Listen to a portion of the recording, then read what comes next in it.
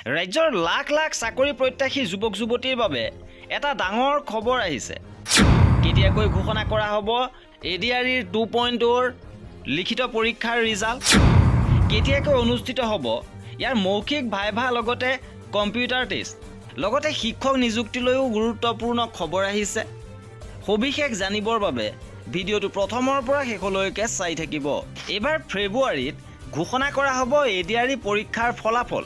যিসকলে তৃতীয় আৰু চতুৰ্থ বৰ্গৰ লিখিত পৰীক্ষাত অৱতীৰ্ণ হৈছিল তেওঁলোকৰ ফলাফল অহা ফেব্ৰুৱাৰী মাহতে ঘোষণা কৰা হ'ব।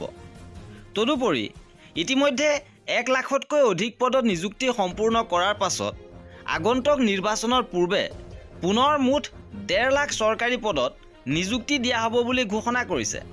আৰু তাৰ অংশ হিচাপে ইতিপূৰ্বে বাছনি পৰীক্ষাত অৱতীৰ্ণ হোৱা তৃতীয় আৰু চতুৰ্থ বৰ্গৰ পদৰ ফলাফল ঘোষণা কৰা হ'ব।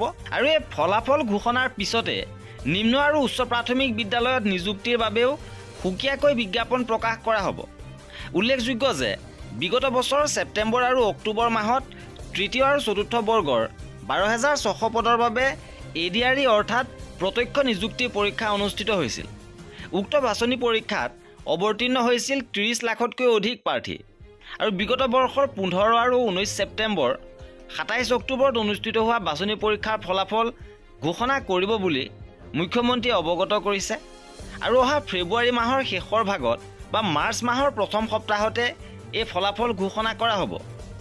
আৰু পৰৱৰ্তী সময়ত নথিপত্ৰ পৰীক্ষা কৰি আৰু মৌখিক পৰীক্ষা অনুষ্ঠিত কৰি চূড়ান্ত নিযুক্তিৰ তালিকা প্ৰকাশ পাব। সেয়েহে বহাগ বিহুৰ পূৰ্বে উক্ত পদসমূহ নিযুক্তি দিয়াৰ সম্ভাৱনা আছে। আনহাতে কেইদিনমান পূৰ্বে ৰাজ্যৰ শিক্ষামন্ত্ৰী ডাক্তৰ ৰণোজ পেগুৱে ঘোষণা কৰিছিল যে অচিৰে উচ্চ আৰু নিম্ন প্ৰাথমিক বিদ্যালয়ত শিক্ষকৰ পদৰ বাবে 4,500টা পদৰ বিপৰীতে বিজ্ঞাপন প্ৰকাশ পাব। আৰু মুখ্যমন্ত্ৰীয়েও উক্ত কথা দোহাৰিছে। ফেব্ৰুৱাৰী মাহৰ শেষৰ ফালে উক্ত বিজ্ঞাপন প্ৰকাশ পাব। আৰু টেট উত্তীৰ্ণ প্ৰাৰ্থীয়ে নিম্ন আৰু উচ্চ প্ৰাথমিক বিদ্যালয়ত আবেদন কৰিব পাৰিব। কেৱল ইমানেই নহয়, আগন্তুক সময়ত অসম চৰকাৰৰ যিকোনো বিভাগত খালী হৈ থকা পদৰ বাবেও বাছনি পৰীক্ষা অনুষ্ঠিত কৰি যথাসম্ভৱ শীঘ্ৰেই নিযুক্তি দিয়া হ'ব। আৰু ইতিমধ্যে অসম আৰক্ষীৰ কেইবাটাও শিতানত নিযুক্তি আৰু বাছনি পৰীক্ষা অনুষ্ঠিত হৈছিল। উক্ত পৰীক্ষাৰ ফলাফল আগন্তুক 3 মাহৰ ভিতৰত ঘোষণা কৰা হ'ব। আৰু পৰৱৰ্তী সময়ত নিযুক্তি দিয়া হ'ব তালিকাভুক্ত প্ৰাৰ্থীসকলক।